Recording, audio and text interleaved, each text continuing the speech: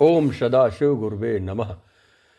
तैत्तिरीय उपनिषद का अर्थ अभी बताने जा रहे हैं। तैत्तिरीय उपनिषद और इसका जो अर्थ है ब्रह्म के स्वरूप और आचरण के नियमों को समझाना।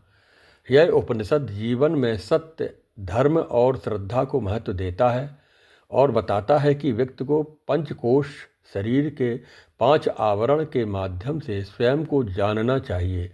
यह शिक्षावल्ली, ब्रह्मानंद वल्ली और भृगुवल्ली में विभाजित है और इसके कुछ प्रसिद्ध मंत्रों में सत्यम वद, धर्मम चर और मातृदेवो भव, पितृदेवो भव शामिल है। शिक्षाएं। ब्रह्म को जानना।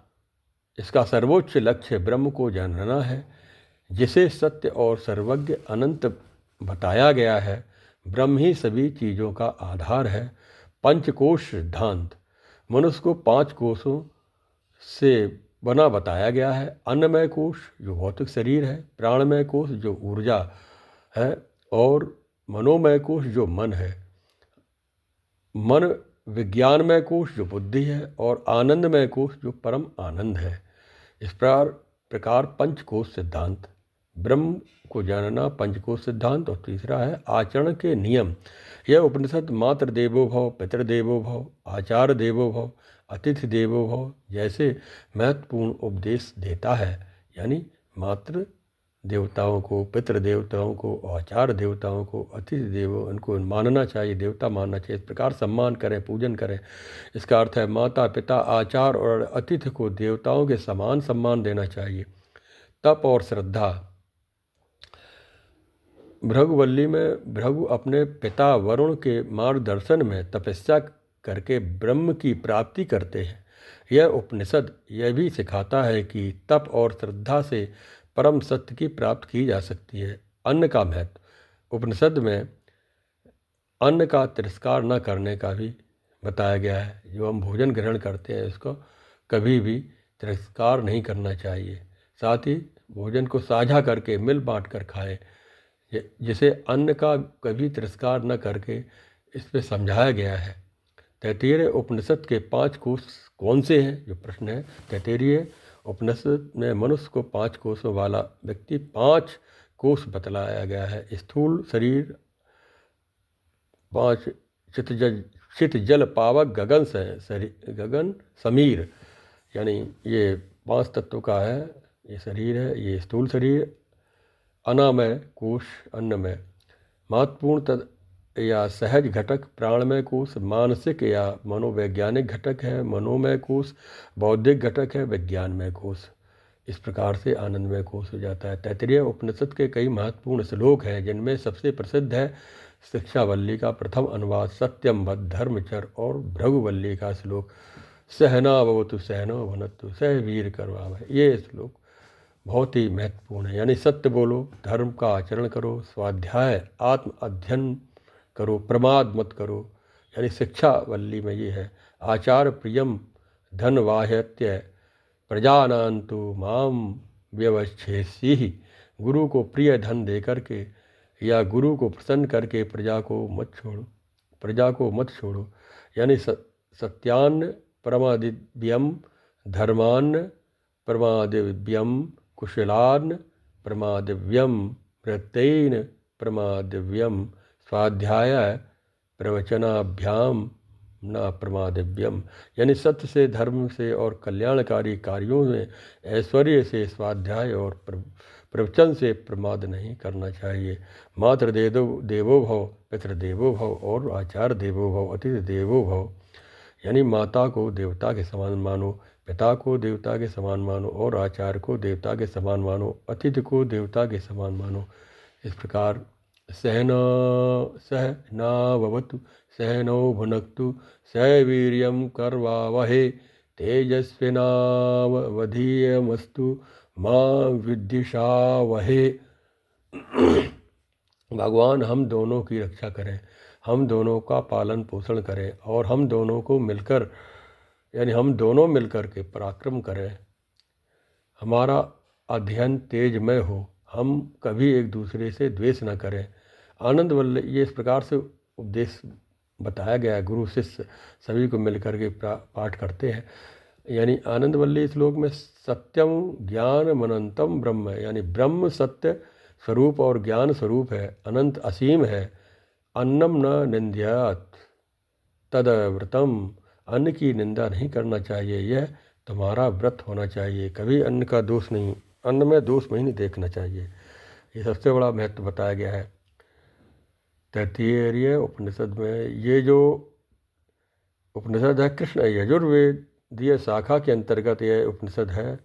यह अत्यंत महत्वपूर्ण प्राचीनतम 10 उपनिषदों में से एक है। यह शिक्षावल्ली, ब्रह्मानंदवल्ली और भृगवल्ली 3 खंडों में विभक्त है। तैत्तिरीय उपनिषद के अनुसार बताया गया है स्वास्थ्य केवल शारीरिक रूप से स्वस्थ न होने से कहीं अधिक है, यानी 5 कोश सिद्धांत पर आधारित है। इसमें स्वास्थ्य, जो स्वस्थ शरीर है, इसको 5 कोशों आवरणों में सामंजस्य से परिभाषित किया गया है। अन्न में भौतिक यानी प्राण में ऊर्जा और मनो में मानसिक, विज्ञान में बौद्धिक और आनंद में आध्यात्मिक। इन सिद्धांतों के अनुसार इन सभी कोशों के संतुलन वास्तविक स्वास्थ्य है। इन सभी का संतुलन बना के रखता है, वो निरोग स्वस्थ रहता है। न केवल शारीरिक स्वस्थ, बाहरी रूप से स्वस्थ रहना नहीं, बल्कि मानसिक रूप से अंतरंग शुद्धता भी जरूरी है। इस प्रकार से 5 कोशों के माध्यम से स्वस्थ रहने की अवधारणाओं को बताया गया है। अन्नमय कोश यह शरीर का भौतिक आवरण है, भोजन से बनता है। इस कोश के स्वस्थ के लिए अन्न का सही सेवन और अपमान न करना महत्वपूर्ण बताया गया है। अन्न का दोष नहीं देखना चाहिए और शुद्ध अन्न होना चाहिए। अपने कमाई का शुद्ध अन्न को महत्व दिया गया है और मेहनत का है कमाई हो, किसी का लूट खसोट का, चोरी चपाटी का, उस प्रकार के छीना हुआ धन का खरीदा हुआ अन्न नहीं होना चाहिए। या जो दूसरे को लूटता है, शोषण करता है, 2 नंबर का धन आज के युग में कह सकते हैं, उससे जो पालन पोषण करता है, यानी उसका दान भी जो लेता है, उसको भी दोष लगता है। अन्न में कोश, अन्न शुद्धि है तो मन शुद्धि है, अन्न दोष है तो मन में शुद्धि नहीं होगी। इसी प्रकार प्राण में कोश यह जीवन ऊर्जा और प्राण का कोश है, जो शरीर और मन को जोड़ता है। इसका संतुलन श्वास प्राण पर निर्भर है। प्राणायाम योगाभ्यास का भी महत्व बताया गया है। इस प्रकार से मनोमय कोश मानसिक आवरण जो भावनाओं और मानसिक गतिविधियों को नियंत्रण करता है। प्राणमय कोश फिर मनोमय कोश है, ये मन पर आधारित है। विज्ञानमय कोश यह भौतिक आवरण है जो बुद्धि और विवेक से संबंधित है।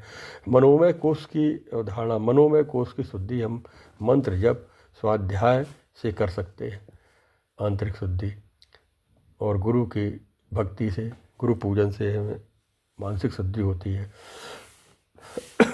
विज्ञान में कोश वह बौद्धिक अवधारणा बुद्धि विवेक से संबंधित है, यानी सत्संग से, गुरु से ज्ञान प्राप्त करके बुद्धि का, यानी अध्ययन के शिक्षा से बुद्धि का विकास होता है। सत्संग से विकास होता है। स्वाध्याय से देव पूजन, परमात्मा का पूजन, उसका स्वाध्याय से बौद्धिक विकास होता है, यानी गुरु के सहपाठियों से, सत्संग से बुद्धिक विकास होता है। आनंदमय कोश यह सबसे आंतरिक आवरण है, आनंद की स्थिति से जुड़ा है और सभी क्लेशों से परे है। इसे ही सच्चा और आनंदमय स्वभाव माना गया है। मनोमय कोश मन, विज्ञानमय कोश, आनंदमय कोश। स्वस्थ के लिए महत्वपूर्ण सिद्धांत है समग्र दृष्टिकोण होना चाहिए। इसमें आगे बताया गया है स्वस्थ एक समग्र अवधारणा है, जहाँ एक कोश में असंतुलन दूसरे में प्रभावित करता है। इसलिए शारीरिक और मानसिक दोनों स्तरों का स्वस्थ रहना आवश्यक है। इस पर ध्यान देना चाहिए। भोजन का महत्व, अन्नमय कोश के स्वास्थ्य के लिए भोजन को महत्व माना गया है। उपनिषद में भोजन का अपमान न करने के लिए शिक्षा दी है, क्योंकि प्राण ही अन्न है। अन्न से ही प्राण जीवित रहता है। अन्नमय कोश आत्मज्ञान और चेतना, सच्चा स्वास्थ्य और आत्मज्ञान से प्राप्त होता है। जब व्यक्ति अपने सच्चे आनंदमय कोश को जान लेता है तो वह भय से मुक्त हो जाता है। यानी आत्मज्ञान और चेतना के बारे में बताया। आध्यात्म अभ्यास, ध्यान और योग से आध्यात्मिक अभ्यास इन कोशों को संतुलित करने में मदद मिलती है। ये तैत्तिरीय उपनिषद कृष्ण यजुर्वेद का जो प्रमुख प्राचीन उपनिषद है, इसमें शिक्षावल्ली, ब्रह्मानंदवल्ली और भृगुवल्ली हैं, जो शिक्षावल्ली में इसमें व्याकरण, ध्वनि विज्ञान, वैदिक शिक्षा और सही उच्चारण पर जोर दिया गया है। छात्रों के लिए जीवन के नैतिक और अनुष्ठानिक नियमों के बारे में इसमें निर्देश किया गया है, जैसे सत्यम वद धर्मचर, सत्य बोलो, धर्म पर आचरण करो। ब्रह्मानंद वल्ली में उपनिषद में पंचकोश, 5 कोशों के बारे में, इसकी शुद्धिकरण के बारे में बताया गया है। पहले बताया जा चुका है, अन्नमय, प्राणमय और मनोमय, विज्ञान में, आनंदमय कोश। भृगुवल्ली में आत्मा और ब्रह्म की प्रकृति पर दार्शनिक चर्चा और तपस्या के महत्व को बताया गया। यजुर्वेद से संबंधित भी उपनिषद में कृष्ण यजुर्वेद की तैत्तिरीयक शाखा से जुड़ा हुआ है। ये है शिक्षा और नैतिकता। उपनिषद न केवल दार्शनिक सिद्धांतों पर प्रकाश डालता है, बल्कि दैनिक और जीवन के महत्वपूर्ण नैतिक और व्यवहारिक निर्देश भी देता है। ब्रह्म की खोज लक्ष्य जीवन का है। ब्रह्म की खोज यानी लक्ष्य ब्रह्म, सर्वोच्च वास्तविकता को जानना, जो सभी के भीतर ब्रह्मांड में सत्य के रूप में मौजूद है। पिंडेषु ब्रह्मांडे, पिंड और ब्रह्मांड के बारे में जानना। इस प्रकार से बहुत ही सदन उत्तम व्याख्या इस उपनिषद में की गई है। अभी कुछ श्लोक की जो है अनुवाद कहूँगा। तैत्तिरीय उपनिषद का जो प्रथम श्लोक है उसका अनुवाद बता रहा हूँ।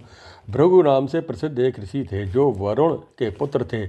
उनके मन में परमात्मा को जानने के लिए, उसको प्राप्त करने के उत्कृष्ट अभिलाषा हुई। तब वे अपने पिता वरुण के पास गए। तब उनके पिता ने, वरुण वेद को जानने वाले थे, ब्रह्मनिष्ठ महापुरुष थे, अतः भृगु को किसी दूसरे आचार्यों के पास जाने की आवश्यकता नहीं हुई। अपने पिता के पास जाकर के भृगु ने इस प्रकार प्रार्थना की, तो भगवान, मैं ब्रह्म को जानना चाहता हूँ, अतः आप कृपा करके मुझे ब्रह्म का तत्व समझाइए। तब वरुण ने भृगु से कहा कि तात, अन्न, प्राण और नेत्र, श्रोत्र, मन और वाणी, ये सभी ब्रह्म के उपलब्धि के द्वार हैं। इन सब में ब्रह्म की ही सत्ता स्फुरित हो रही है। साथ ही यह भी कहा कि ये प्रत्यक्ष दिखाई देने वाले सब प्राणी जिनमें उत्पन्न होते हैं, उत्पन्न होकर के जिनके सहयोग से इनका बल पाकर ये सब जीते हैं, जीवनोपयोगी क्रिया करने में समर्थ होते हैं और महाप्रलय के समय जिनमें विलीन हो जाते हैं, उनके वास्तव में जानने की, पाने की इच्छा कर वे ही ब्रह्म हैं। इस प्रकार पिता के उपदेश को पाकर के भृगु ऋषि ने ब्रह्मचर्य और शम दम आदि नियमों का पालन करते हुए तथा समस्त भोगों के त्याग पूर्वक संयम से रहते हुए पिता के उपदेश को विचार किया, और यही उनका तप था। इस प्रकार तप करके उन्होंने क्या किया, यह बात अनुवाद में कही गई है। इस प्रकार से भृगु पिता के उपदेश के अनुसार निश्चय किया कि अन्न ही ब्रह्म है, क्योंकि पिताजी ने ब्रह्म के जो लक्षण बताए हैं अन्न में पाए जाते हैं। तो समस्त प्राणी अन्न से ही, अन्न के परिणामभूत वीर से उत्पन्न होते हैं और अन्न से ही उनका जीवन सुरक्षित रहता है। मरने के बाद अन्न स्वरूप इस पृथ्वी में ही प्रविष्ट हो जाते हैं। इस प्रकार निश्चय करके वे पुनः उन्होंने सोचा कि इतने अभी ब्रह्म के स्थूल रूप को ही समझा है, यानी वास्तविक स्वरूप को इसकी बुद्धि नहीं गई है, अतः इसे तपस्या करने के अभी और विचार करने की आवश्यकता है। पर जो कुछ उसने समझा उसमें उसकी तुच्छ बुद्धि करा करके अश्रद्धा न पाकर भृगु ने फिर प्रार्थना की, यानी पहले अन्न को ही ब्रह्म, भगवान भृगु ने फिर उनको गए पिताजी के पास, तो उन्होंने कहा कि ठीक है, आप इसे ब्रह्म का तत्व समझाइए।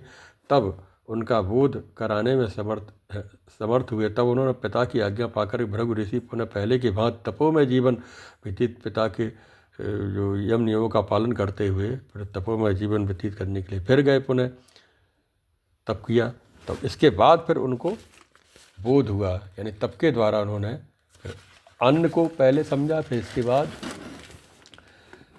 प्राण ही ब्रह्म है। उन्होंने फिर सोचा कि प्राण ही ब्रह्म है। ये बताए ब्रह्म के लक्षण प्राण में ही पूर्णतया पाए जाते हैं। समस्त प्राणी प्राण से उत्पन्न होते हैं, अर्थात एक जीवित प्राणी में उसके सदृश दूसरा प्राणी उत्पन्न होता हुआ प्रत्यक्ष देखा जाता है। तभी सभी प्राण से ही जीते हैं।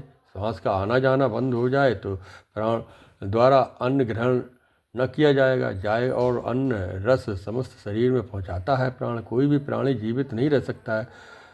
मरने के बाद सब प्राणों में प्रविष्ट हो जाते हैं। यह देखा तो उन्होंने मृत शरीर में प्राण नहीं रहते, तो अतः निसंदेह प्राण ही ब्रह्म है, यह निश्चय करके पुनः अपने पिताजी के पास गए। कहने लगे, पिताजी ने पूछा, जान लिया है, ज्ञान क्या हुआ है? तब उन्होंने कहा, तब प्रभु ने उपदेश दिया कि निश्चय ही ये मन ही यानी आप अगली जो सीढ़ी है मन, यानी अन्नमय कोश, फिर प्राणमय कोश, फिर मनोमय कोश, यानी प्राण मन से सब प्राणी उत्पन्न होते हैं, यानी संकल्प से ही। तो ब्रह्म के सारे लक्षण मन में पाए जाते हैं, मन से ही सब प्राणी उत्पन्न होते हैं। स्त्री और पुरुष आदि मानसिक प्रेम पूर्ण संबंध से ही प्राणी बीज रूप में माता पिता के गर्भ में आकर उत्पन्न होते हैं। उत्पन्न होकर के मन से ही इंद्रियों द्वारा जीवनोपयोगी वस्तुओं का उपभोग करके जीवित रहते हैं और मरने के बाद मन में ही प्रविष्ट हो जाते हैं। मरने के बाद वो प्राण और इंद्रियां नहीं रहती हैं, इसलिए मन ही ब्रह्म है, यह कहने लगे। पुनः वो पिताजी के बाद गए तो पिताजी ने उनसे पूछा, ठीक है।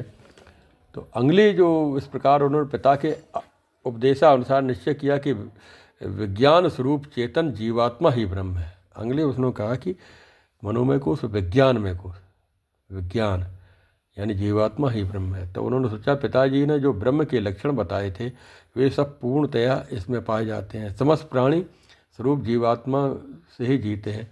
जीवात्मा ना रहे तो वे मन, इंद्रिया, प्राण आदि कोई भी नहीं रह सकता है। कोई भी जाने पर मृत्यु शरीर में ये सब देखने में नहीं आते हैं। अतः विज्ञान स्वरूप जीवात्मा ही ब्रह्म है, यह निश्चय करके वे पहले की भांति फिर पिताजी के पास गए। पिताजी ने फिर वार्तालाप की, ब्रह्म के निकट आ गया, यानी कुछ उसके स्थूल से सूक्ष्म की ओर ये बढ़ गया है। उन्होंने प्रसन्नता हुई। तो अगली चर्चा वो करते हैं, यानी वो अपने जीव को ही, यानी जो जीवात्मा है, यानी विज्ञान में कोश को उन्होंने समझ लिया। तो अगले वो जो प्रश्न उत्तर है, पिता का तपस्या के लिए जाते हैं। तो भृगु ने पिता के उपदेश को गहरा विचार करके फिर निश्चय किया कि आनंद ही ब्रह्म है, यानी आनंदमय कोश, परमात्मा ही अन्नमय आदि सबके अंतरात्मा है, सभी उन्हीं में स्थूल रूप है। इसी कारण से उनमें ब्रह्म बुद्धि होती है। ब्रह्म के आंशिक लक्षण पाए जाते हैं, परंतु सर्वांश से ब्रह्म के लक्षण आनंद में ही घटते हैं, यानी आनंद में ही घटते हैं, क्योंकि यह समस्त प्राणी और आनंद स्वरूप परब्रह्म परमात्मा ही सृष्टि के आदि में उत्पन्न होते हैं। इन सबके आदि कारण तो वे ही हैं। तब इन आनंदमय के आनंद का लेस पाकर के ही वे सब प्राणी ही जी रहे हैं। कोई भी दुख के साथ जीवित नहीं रहना चाहता है, इतना ही नहीं है, यानी सुख को सभी ढूंढते हैं। आनंद में सर्वांतर्यामी परमात्मा की अचिंत्य शक्ति की प्रेरणा से ही हम जगत में समस्त प्राणियों में सारी चेष्टाएं हो रही हैं। इनके शासन में रहने वाले सूर्य आदि अपना अपना काम न करें तो एक क्षण में भी कोई प्राणी जीवित नहीं रह सकता है। इसके जीवन का जो आधार है सचमुच में आनंद स्वरूप परमात्मा ही है, तथा प्रलय काल में समस्त प्राणियों से भरा हुआ ये ब्रह्मांड उन्हीं में प्रविष्ट होता है, उन्हीं में ही विलीन हो जाता है। वे ही सब। ओम नमो भगवते वासुदेवाय। इस प्रकार भृगु ऋषि ने अन्नमय कोश है, मनोमय कोश है, यानी अन्नमय, प्राणमय, मनोमय, विज्ञानमय और आनंदमय कोश, इस प्रकार से क्रमबद्धता से स्थूल से सूक्ष्म की ओर इस शरीर को समझा। जीव यानी जीवात्मा से उस परमात्मा के अंश को इस प्रकार से व्याख्या किया गया। यम नियमों का पालन करते हुए कुछ परमात्मा को कैसे प्राप्त करें, बहुत ही सुंदर वर्णन तैत्तिरीय उपनिषद में दिया गया है। ओम। इसमें संक्षिप्त में कुछ श्लोक का हिंदी में अनुवाद कहा, उसमें क्या है इस प्रकार से संक्षिप्त में ही बताया गया है। ओम सदाशिव गुरुवे नमः।